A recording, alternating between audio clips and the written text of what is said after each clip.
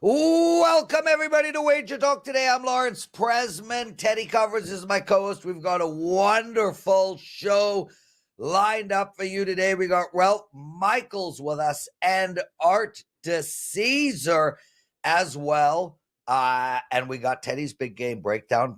Plus, I'm going to do the penalty box segment live on air. Teddy covers, how are you, my friend? I'm doing just fine today, Lawrence. Yourself? Yeah, no complaints at all, dude. I'm excited. Ralph's coming on. He's going to look at the Washington-Toronto game. That's in hockey. I'm curious to hear his take. He's also going to take apart Penn State at Purdue, or hosting Purdue, and he's got an NHL chart with us. And this is a very important chart. It's about playing the back-to-back games. And, you know, in the NHL, there's a lot of games where there's no rest. So let's get it going, brother. Ralph Michaels, welcome to WagerTalk Today. How are you, my friend? Nice to see you, dude. Hey, guys. Very excited. It's my birthday week, and we're going to have a special at the end of this segment. And if I could do half of what Marco did on his birthday week special, I will be ecstatic.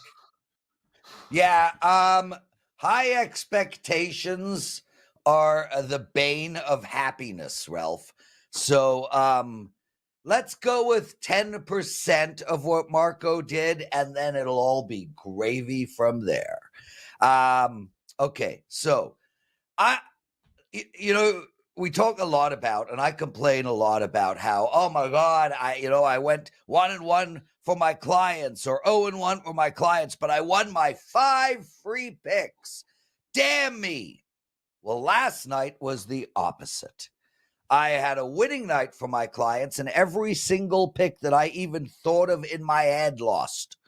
I loved Toronto last night. I thought it was a good spot for them. They lost 3-0. They didn't show up. Ottawa looked outstanding. I also loved the New York Rangers last night. That didn't go well at all. So now we have Toronto off of a loss with no rest, playing a Washington team that has exceeded all expectations. Ralph Michaels, how do we bet this game? Now, full disclosure, I can maybe name 10 NHL players. I know Ovechkin. I know a few of the goalies. But there's so many situations that I've been very selective and had great success. This is an actual client release tonight. It's Washington minus the 128 against Toronto. First off, we have a very unique scheduling situation. As you said, Prez, Toronto, back-to-back days, no rest. Washington with 3 days of rest. When I go to the database and you look at home favorites of minus 125 or higher with a winning record, playing with rest against a foe with no rest and a total of 6 or higher, those games are 281 and 94. That is 75%. In fact, if you blindly bet every NHL home favorite with 3 or more days rest against an opponent with no rest, you are blindly 71% against the spread. Now, the Capitals are off an 8-1 win against St. Louis. Their record now 10-3 since a season opening loss, but they're 9-1 as a small dog or a favorite with an average score of 4.8 to 2.3. That's an average win in those 10 games of 2.5 goals per game. Washington is number 3 in goals per game scored. They're averaging 4.21 goals per game. And listen to this. They have only had 6 power play goals, which is last in the NHL. And they're still number 3 in scoring. When they get that power play game down, this is going to be an exciting offense. You look at the Maple Leafs. They're 7-3 at home after that loss yesterday, but they're only 2-5 on the road. And one of those wins was as a favorite. So they're 1-5 in those other games, and they've averaged only 1.6 goals per game in those losses. Toronto was off a very sloppy game. They had 9 giveaways last night. When Washington is facing a team that had at least 9 giveaways in their last game, they are 14-1, and they're averaging 4.9 goals per game. They take advantage of those mistakes. And teams off a game with 6+ goals versus a team with no rest and off a shutout loss. It doesn't happen very often. Since 2006, those teams are 19-4. Lindgren and Thompson, the goalies, have rotated every other game, so it's likely Lindgren's spot, but it really doesn't matter who's in goal for Washington tonight. It could be Lindgren or it could be Thompson. Give me the Capitals minus the 128. I think it's up to 130 at this point. Yeah, I'm seeing 135s and 140s right now on the WagerTalk live odds screen. So the market certainly agree with your assessment of this ball game.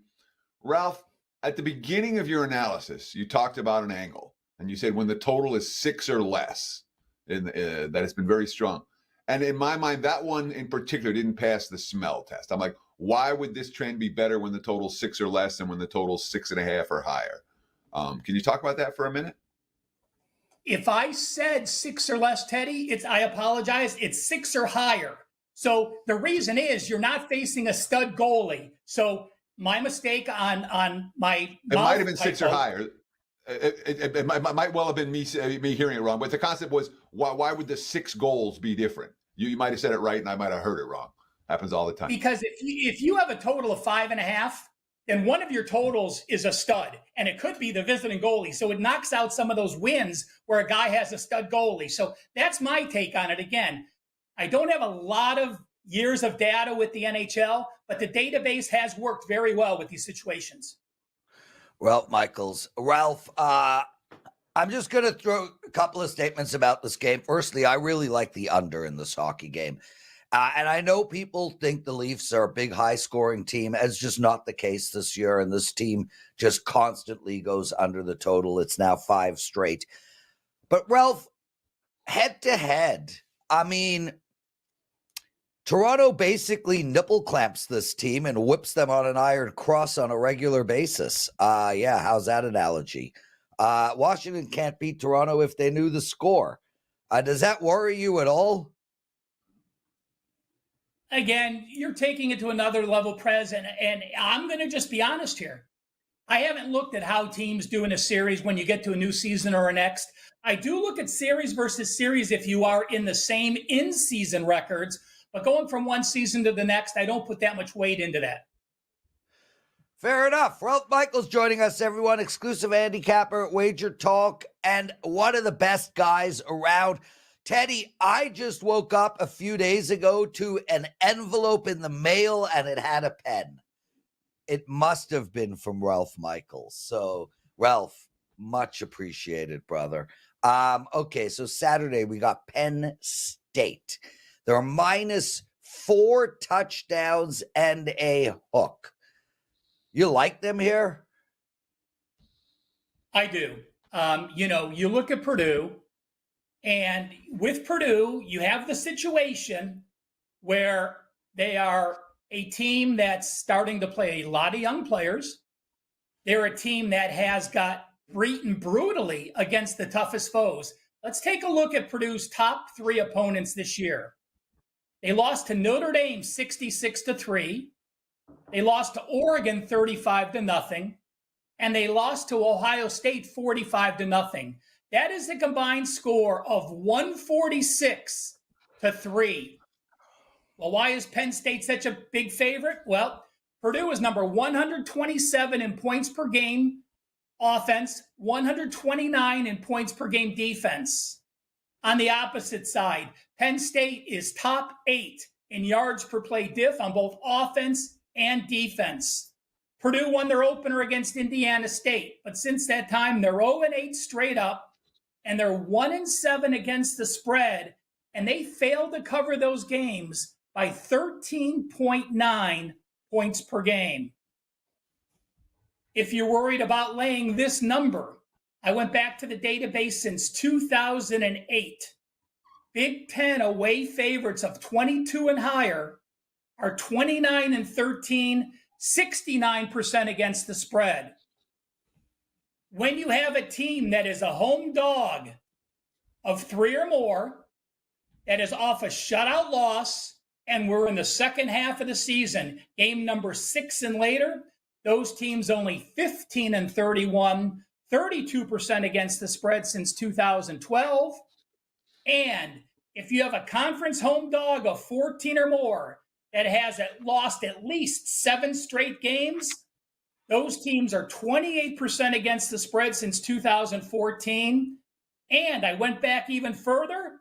If they're 17 or more against the spread, plus 17 or more, they are only 3-14, 17.6% ATS. Oh, yeah, by the way, when Penn State is an away favorite of 4 or more, they are a perfect 10-0 against the spread, covering by 12.9 points per game. James Franklin not afraid to run up the score. Purdue going to the youth movement. I don't mind laying this big number with the Nittany Lions. So I'm certainly not going to try to make a case for Purdue. All right, when you talk about bottom feeders in college football, Purdue's up against it, and it's clear they're not likely to play a whole lot better this season. When we look at Penn State, they haven't really been a blowout team. I mean, this offense has scored more than 35 only once all season. They're not getting quick strike touchdowns. They're not putting drive after drive after drive together where they're having positive results. This offense, in my mind, has underachieved a fair bit. Are you worried at all that Penn State, the only team they scored more than 35 against all year was Kent back in September? Are you worried at all that the Penn State offense just isn't potent enough to cover more than 4 touchdowns? Well, Teddy, the only team they've played worse than Purdue is that Kent State team you talked about. You look at the schedule they played. They played a very tough schedule. They're number 16 in the country. At West Virginia is not easy. Illinois, not easy. UCLA slows the pace. USC, they had 518 yards. They struggled a little bit with -2 turnovers. And then Washington, they had 35 points and 486 yards. So I think it has a lot to do with the competition they played. But they went on the road. They scored 33 at USC. On the road at Wisconsin, scored 28. On the road at West Virginia, scored 34. So that puts it in the range that when you take a big step down in the class of competition you're playing, I do feel comfortable with their current performance on the road and who they played, laying this number against this foe. Ralph Michaels. Ralph, your chart. Let's get, before we get into your chart, let's do some promotion. Firstly, happy birthday week for you. I hope it's a wonderful week and you feel a lot of love. Let's get into your promotion first, then we'll go straight to your chart. Well, I want to tell you this. Hopefully you took care of Marco's birthday promo last week, but since I am younger, smarter, and better looking, you're only going to pay $61 versus $63 for Marco. So you're getting a much better deal as it's my 61st birthday. So add that in. It's a great week to do it. I will have a 5% on Saturday, and it looks like I'm going to have 5% on Sunday. Those 2 plays are $70 alone, but you're getting 7 days, all access, $61. Join and help me celebrate my 61st birthday. I truly appreciate it. Well, Michael's outstanding stuff. Okay, guys, I want to answer a question in the chat room, and Teddy and Ralph, feel free to wade in here. It's about the Winnipeg Jets, but let's focus on the conceptual question. Gio knows. He writes, Prez, why isn't everyone taking the Winnipeg Jets every night on the money line? They are 15-1 on the year. So conceptually, Teddy and Ralph, what we're talking about here is a team that is winning every single game. They've won 15, they've lost 1. Why aren't we taking them on the money line? It seems like free money. Last night, I liked the New York Rangers against the Winnipeg Jets. I was wrong. My answer to that question is, I'm not focused on, are they 15-1, 16-1, 12-1? I'm focused on what is the right bet in that moment. And when you have a team that is on a win streak like that, and they are excelling way above their heads, the right bet is to bet against them. Now, clearly, that has been wrong for the last many, many days. But I'm not going to jump into a run like that. I would rather, knowing at some point Winnipeg is going to regress, I would rather bet against them, or what I'm doing, which is staying away completely. Teddy, any thoughts there? Because this is a fascinating question and one that really covers all sports. So I was kind of surprised by your analysis there, Lawrence, because you said you want to fade Winnipeg. And one thing we've talked about basically since this show started was we're going to ride streaks. And when you're riding a streak, you ride it. And Winnipeg, well, I haven't been. No, but I haven't been riding them, right? I'm well aware of what you're saying. Please. I didn't ask you to interrupt me and mess up my thought process in the middle. I was trying to give the analysis. All right. You don't need to roll your eyes. You're not on screen right now. You're through to me. Okay. So conceptually, we're not looking to step in front of teams that are overachieving to their line. And Winnipeg has been nothing but an undervalued commodity so far this season. If you've been riding the Winnipeg Jets, you keep riding the Winnipeg Jets until they lose. If you haven't been riding the Winnipeg Jets, now's not the time to jump in. It's not the time to jump in betting on them. It's not the time to jump in betting against them. You wait and you find another team or teams to bet on, and you leave Winnipeg alone until this streak comes to its inevitable conclusion. But in the meantime, you're not jumping in and fading them. That's my take. Yeah. So let me summarize, Teddy. Prez, I don't understand what you said. I totally disagree, even though I 100% agree with everything that came out of your mouth. That you literally agreed you said you with were looking to fade Winnipeg. But I would not be looking to fade Winnipeg. I'm not. Right, but you said you're looking to fade Winnipeg. What do you think, Ralph?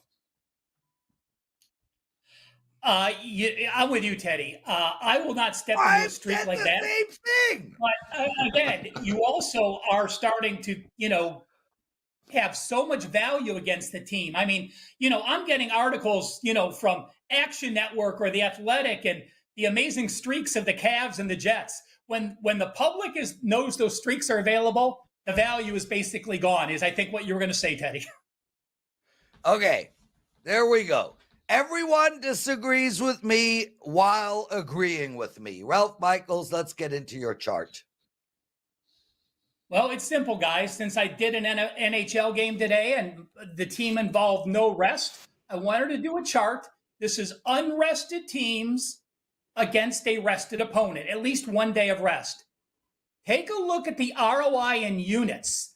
On the left-hand side, on the top left, are home teams. I did home between the 125s, home favorite of more than 125, home dog more of 125. ROIs with home teams and no rest, minus 13.8% ROI, minus 11.3%, and minus 34%. Look on the right-hand side in the yellow on the top right quadrant. Away teams between the 25s, a favorite of more than 125 and a dog of more than 125, ROIs of minus 5.5, minus 10.5, and minus 19.2. Not one positive ROI and not one ROI less than minus 5.5%. And on the bottom, I did what a team is off of. So as an example, if you look at that minus 40.8, that means the team is off a previous home loss with no rest playing at home. Those teams, only 13 and 30, minus 40% ROI. So as always, I will post this on Twitter/X after the show, but it really did open my eyes at just how hard it is to compete in the NHL as an unrested foe against a rested opponent. Ralph, you don't put out a lot of charts with a minus 34% ROI or a minus 33% ROI or a minus 40.8% ROI. Those to me look like those are the kind of numbers you want to bet blindly. Is this something that you would look at betting every single time? Well, Teddy, I have in my database, it pops up every one of those situations. So I do not bet it blindly, but that is why I've had some NHL success, because that is the pool of games I'm looking at. And then I do my reading and my due diligence moving in that situation. So I'm not going to play against any of those situations. When you look at those home records against non-rested foes, it would take hell and high water for me to play on a team with no rest, but happy to fade them in many situations. Not quite to the blindly betting it stage, but pretty damn close. Wonderful stuff, Ralph. Yeah, that chart is amazing. Please tweet it out. Guys, Ralph Michaels, everybody, and Ralph, have a wonderful birthday week. Thanks for joining us, my friend. Teddy covers, we're going to do What Did Bettors Learn? Then we're going to bring on the awesome Art DiCesare. We'll end the show with your big game breakdown in the penalty box segment. Guys, if you're enjoying this show, please, if you don't mind taking a second out of your day and hitting that like button, it would be greatly appreciated. 184,000 of you subscribe to our channel. Let's get it to 185. Teddy covers, the microphone is yours. Sure. We talk about what bettors learned last night. Well, something stood out to me last night, Prez, and maybe hasn't happened in a while. You and I are both hot at the same time. We're running real good right now. And that's why, of course, we're running the perfect odd couple promo, which we haven't run. I don't know if we run it at all this year. We're running it right now. That's me and Prez. Buy me, get Prez. Buy Prez, get me. 3-day all access from either one. You get $69. And of course, buy it from my page, not from his, but it's fine. Wherever you get it. Buy 3 days of me, get 3 days of Prez. Buy 3 days of Prez, get 3 days of me. And this weekend, right now, is the time you can stack them up. You can buy a Wednesday, Thursday, Friday, and then a Saturday, Sunday, Monday. Prez is hot right now. 9-2 college basketball run, 10-1 run with his NHL 3-star, 6-1 in the NBA.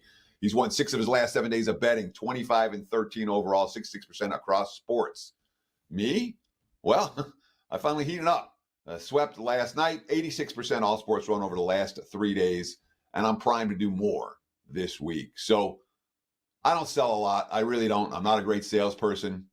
This is the time, if you want to get on board for the odd couple package, Prez and I, again, 3-day all access, $69. Buy one, get one. The classic BOGO. All sports included. And of course, you can show your support for this show with this purchase. So thank you for getting on board. Yeah. If you choose to, it's a great opportunity right now for Prez and I with a buy one, get one. And that's available on both of our home pages. No promo code needed. So good to be hot with you, Prez. At the same time, I'm glad we're able to run this offer. Yeah, and Teddy, look, you mentioned how hot we are, and we're beautiful. Sizzling. Don't ever change. Well, I know that. Actually, Dan, put that picture up again, if you don't mind. Dan? Okay, guys, in the chat room, what's the age difference between Teddy and I? Guess in the chat room, please. That's the worst picture of Teddy in history of pictures. Anyway, I just want to say he's way better looking in real life than in that picture. Anyway, guess the age difference. But Teddy, what I wanted to say is, yes, we're really hot right now. True story. But more importantly, and Steve Merrill and I talk about this a lot on Tuesday's show, you and I have dominated NBA. Since I changed my system 3 years ago, I'm killing it. You have owned NBA for the better part of 3 decades. College basketball, you and I have dominated college basketball. So this isn't like hey, out of the blue, we had a winning night by our plays. This is, hey, we really know what we're doing in these sports. NFL, college football, NHL. You're going to get my NHL picks here. We are hot short term. We are hot long term. Really great promo to take advantage of. So everybody, please head over to Teddy's page and buy the BOGO special. Art DeCesare joining us, everyone. Art, I'm going to start the show with a question. But before that, how are you, my friend? Just glad to be here as always. Excellent stuff. Okay. So, Teddy and Art, I want you to wade in here because Rob Lynch, who is another awesome listener of ours in this chat room every day of his life, he writes, I don't see how you can bet on a sport where you don't know the players. Now, Art, I'm going to leave you aside for 1 second here. Teddy, I want your thoughts on this, and then I'm going to spin the question slightly for you, Art. Go ahead, Teddy. So I would say that the best bettors in the world can't name a single player in any sport they're betting. Right. Plain and simple. Right. All right. Right. The best bettors in the world don't know anything about the games, the quote unquote handicap of the games. So there is something to be said for having the ability not to know the players and still be able to make positive expectation wagers. It's not my style of handicapping, but it is certainly a style of handicapping that has proven profitable for those who can succeed doing it. I'm not one of the guys, so I'm not going to make a case for it. But there's certainly, like I said, the best bettors in the world show profitability year in, year out, and they couldn't tell you who the starting quarterback is, let alone the backup. Lawrence? Teddy, I can't say it any better than that. 100% correct. We hear that with Gianni when he comes on our show. He's like, I don't know who's playing on this team. Rob Lynch, Teddy is right. The best bettors on the planet do not know the names of the athletes. Now, with that said, Art, here's my spin version question to you. We're the bettors. You're the sports book. Can you set a line without knowing all the players? 100%. Exactly. So yeah, I think Teddy comes from a great place with it, because I'm with Teddy. I love sports. That is where I start. Right? When I'm a kid, I love sports. I know everyone's stats. I'm reading the back of baseball cards. I love it. But once you get into this, and Teddy's right, I've had conversations with some of the sharpest bettors, and we start talking about players, and they look at me like I'm speaking a foreign language to them. But they are still winning bettors. And I sit in a risk room where sometimes you're talking to some of the smartest people booking games around the country, and I'm throwing players out, and they're like, who does he play for? Blah, blah, blah. It's like, so it doesn't matter in that sense. I think you can do it both ways, on both sides. absolutely. Yeah, well said. Teddy, go ahead.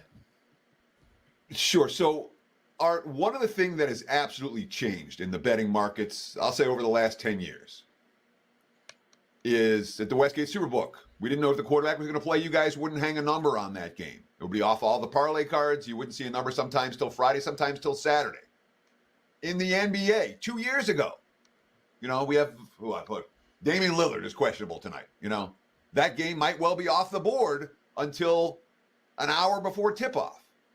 In the modern era, you guys are willing to book those games even without knowing who the quarterback's going to be or who, if this star player or that star player is going to play. How did that change come about? And have you done all right since you've made the change to booking all the games early in the week as opposed to holding up a bunch of games where we don't know who's going to play? It's a great question, Teddy. And I know we've discussed this multiple times. And let's take football. Like, obviously the quarterback's the most important position, but if a quarterback is questionable, you kind of just have numbers built into what the backup's going to be. Also, we like perception of maybe where we think bettors will go with the backup, compared to where the hurt quarterback could play and what that would affect. And you can't be the only sportsbook in America without a lineup. Like, there is market. Sometimes you could just be on a market number if you don't have really an opinion on the game. The NBA has totally changed because I know you guys know this. It feels like when the star player doesn't play, it doesn't matter. They win the game anyway, or they cover. It's like it's happened so much recently here in the NBA that we can't be put in a position. Now, we don't put overnight NBA up anymore, which we used to do. So we've gotten away from that. We don't want to put up any overnight NBA, but we're not going to sit there and put up a game, or wait till an hour before the game or 2 hours before the game to get an NBA game up. We're just not going to do that. We think it's not fair to our bettors. Like, we have to take the information that comes in from our bettors, and if we've put up a wrong line or our line's too short or our total's too high, then we can adjust off that. And that's the way we look at booking these games. And so what prompted that change? Was that just there were just too many options for other bettors? Bettors were complaining that, hey, I can bet this somewhere else and not here. And how have your results been since you decided, hey, we're going to post with the market even when we don't have when we have incomplete information about the players? Well, I know this for the NBA, and like I said, it's been fine because of a lot of public people will come in and say, Giannis isn't playing. Luke, name the best players in the NBA, and they just instantly say, well, we'll take the other side. And it doesn't matter Yeah. over an 82-game haul. It feels like that team who misses the star player cashes out a lot of the times. And Yeah, you're right, Teddy. It wasn't necessarily complaints.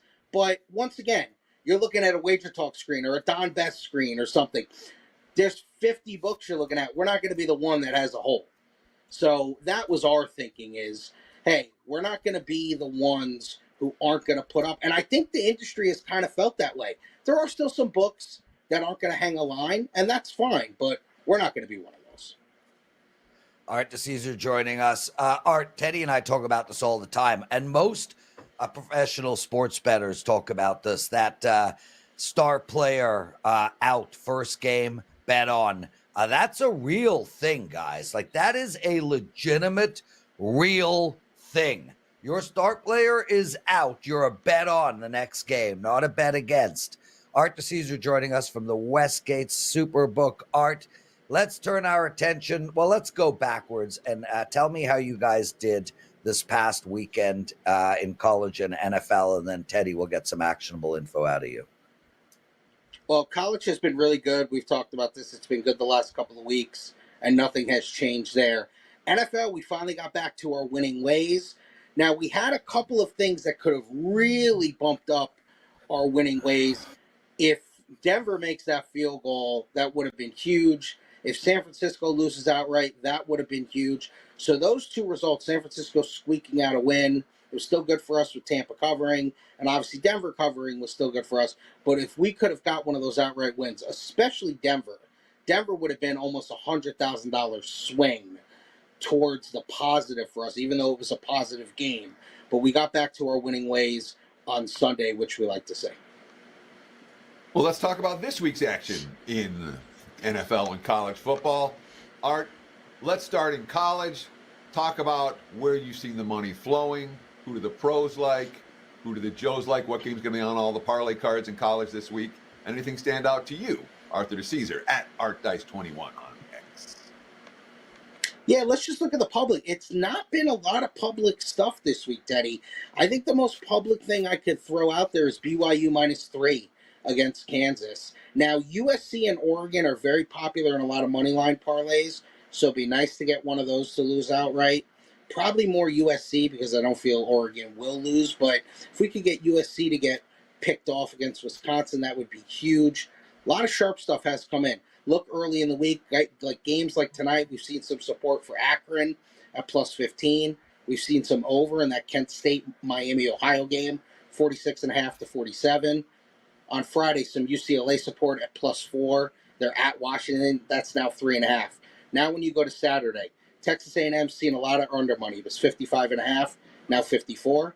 Florida has seen money as well, sharp, +5 against LSU. That's now 4. Cal -7 at home against Syracuse. Sharp money's pushed that up to -8. Maryland sharp money, -4, -5. Now -6 against Rutgers. And then early this morning, we saw a lot of sharp money push SMU -17.5, all the way to 19.5 at home against Boston College. SMU Mustangs taking sharp action against BC in college football on Saturday, says Art DeCesare from the Westgate Superbook at ArtDice21 on X. And Art, that's a great rundown of what's going on in college. Anything stand out to you? Do you like? Have you made any bets this week in college football? I have not. No, I have not looked. I like to zero in on one or two games, but nothing has really jumped out to me yet in college. So I never just want to throw anything out there. Sure. I would much prefer you say no. Then yeah, I'll give you a half-assed answer. I'm always like, if the answer is I don't know, it's I don't know, and that's fine. Let's shift our focus to the NFL for Sunday, and the same basic question: who's the pros like? What games on all the parlay cards that the public's falling in love with, and anything stand out to you, Arthur DeCesare? Couple of things. Obviously, you got to start with the Thursday game, and it's a good one. You got a real big divisional matchup. NFC East basically is going to be who's going to control the division. Eagles at home laying 3.5 to Washington, total of 48.5. I know we're going to see over money, and we've seen really good split action so far because of that 3.5. There are bettors who will lay it. There are bettors who will take it as well. So that's been really good split action for us. I would say right now our biggest need will probably be the under, And I think we're going to be fine on either side when it comes to the side because of that 3.5. Sharp money on Seattle at +7. They're at the 49ers. The 49ers look sluggish, coming off their bye, barely won the game, a game I talked about. Seattle hasn't been great, but bettors feel they're going to take the key number of 7. That is now 6.5. New England, coming off a dominant performance in Chicago, +5.5. Rams on a short week. That's now 4.5. So you've seen New England support. And you've seen real good support on the Bears, Packers under 41.5. Took it at 41.5 and 40.5. We're now at 40. And the public's on a couple of big favorites. They're on the Dolphins -7.5 against the Raiders, who are awful. Texans -7.5 against the Cowboys, who are also awful. They'll be huge in teasers. They'll be huge in moneyline parlays. If we could get either one of those teams, Miami or Houston, to lose outright, that'd be really nice for us. All right, DeCesare, just a few minutes left of them here on a Wednesday. We got Arthur DeCesare every Wednesday as one of our featured guests on Wager Talk Today, and we love having you. Art, let's talk a little basketball. How's the college hoop season started for you guys? You winning? You losing? The wise guys punching you in the nose every night? Talk to me about college hoops. Are there any teams in particular that have been good or bad for you in early season play, and anything stand out on tonight's college basketball card? Absolutely. I got a couple of sharp plays that I could throw out there. But college basketball, Teddy, has been really good for us. You know, we had a really nice weekend, a really nice Friday, Saturday, and Sunday, you know, where we're returning 3 to 5%. And, you know, it's funny. I'm obviously under the tutelage of guys like Jeff Sherman and Ed Sammons who've been doing this 30, 40 years. And they're like, wow, for us to be almost break even or a little bit up in college basketball early in the season is a good sign. Because obviously early in the college basketball season, not that you get destroyed, but you give a little bit away because you don't have a lot of public money in there yet. So that's been a good sign for us. When you look at the college basketball today, they laid Tulsa -8. That's now 10.5. They laid Nevada -14.5. That's now 16.5. A lot of sharp money on the under in the UMass game. 148.5, 146, now all the way down to 145. So they hit it twice, and they took a dog. Coastal Carolina +19.5 against NC State. That's now 18.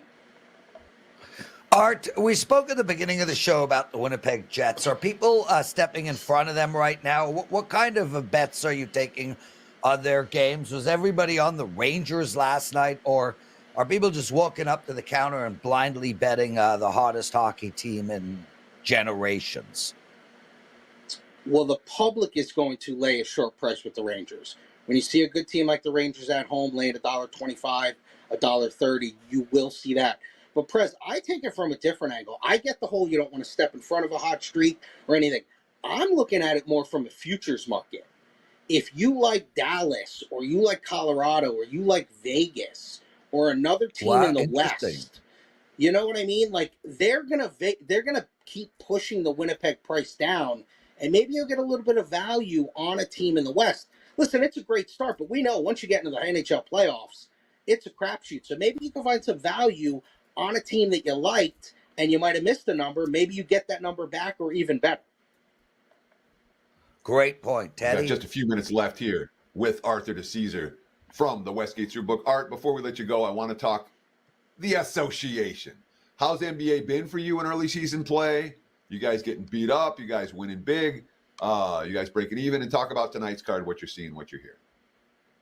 NBA's been fine for us, Teddy, and I will say this, with this NBA Cup thing, which, you know, we're obviously new into a couple of years in here, we've seen some love on these groups. You know, we put up groups like it's a World Cup.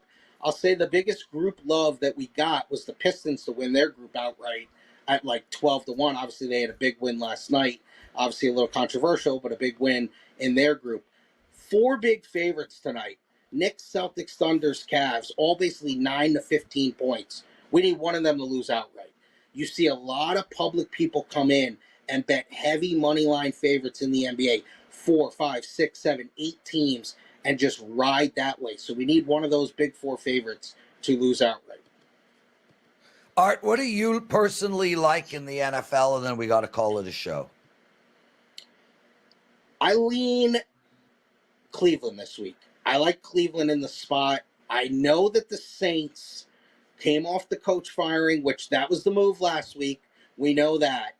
But I like Cleveland. I think getting Cleveland +1, +1.5. I especially love them in teasers if you can find a 1.5 and get it to 7.5. But I think Cleveland's in a good spot to go into New Orleans and win that game. I think you're out of your mind. And I explain why. I explain why on the NFL presidential address, which went up late last night. 3,500 of you already watched. Check it out. Art, what do you got to promote? As always, guys, come down to the Westgate. Check us out. We still got a great app promotion running. You know, you come in, you're a brand new app sign up person, man or woman, doesn't matter. You come in, sign up, bet 100, get 100. If you need any questions, need anything answered, ask for me. I'll give you all the information you need. And then check out the pricing, man. NBA -109 day of game.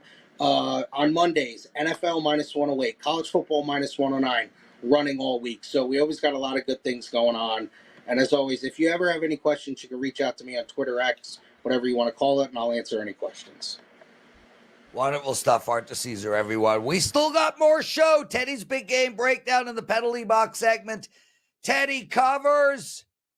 What is your big game breakdown? Let's talk Maction for Wednesday night. This one has potential to be a whole lot of fun. The Ohio University Bobcats taking on the Eastern Michigan Eagles. And right now, look at the WagerTalk free live odds screen. Ohio pretty much -11 across the board, total of 51. They've taken a fair bit of money in this ball game. This line opened 7.5, 8. Now we're seeing 11s, and it's not injury related. What's it related to? Statistical profiles. Ohio U, the much stronger statistical profile compared to Eastern Michigan. It's really not close. Ohio U's better offensively. Ohio's U's better defensively. And that's why, given those statistical measures, we're seeing the Bobcats take the money. That being said, all right, stats are baked into the number. And the markets are like, look at these stats. Let's bet them more. What's not baked into this number is a track record from Eastern Michigan that's worth noting. All right, Eastern's coming off back-to-back losses, both heartbreakers by a combined 5 points. Last time out, they hit the Hail Mary against Toledo as the last play of the game, and then went for 2 to try to win, and the 2-point conversion came up short. They lost that game. They lost to Akron the previous game, in a game where they fell apart. They were down 18-0, took a 21-18 lead, rallied, and then gave up a final game-winning touchdown to the Zips. So the marks are going, this team's losing to Akron. This team, there's not a lot. There's no respect for Eastern in this number. And I get it because their stats say, don't respect us that much. But there's something worth noting, very worth noting. Eastern Michigan is 4-1 against the spread as an underdog this year. Okay, that's fine. When we look at the Chris Creighton era, and boy, I'll tell you what, when it comes to head coaches who I really respect, Ypsilanti's a hopeless place to try to put a football program, right? It's just down the road from Ann Arbor. There are 6 other regional schools that recruit in the Detroit area. It's a problem.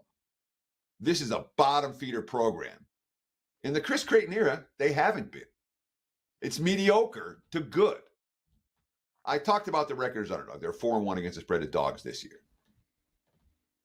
Since 2016, as road underdogs, Eastern Michigan has gone 30-9 against the spread. 30-9 since 2016. Same coach, same program. This is what they do. This isn't the first year that Eastern Michigan's statistical profile hasn't been as good as it's supposed to be. And the markets have gone, oh, look at Eastern. They're not any good. Let's bet against them. It's happened year in, year out.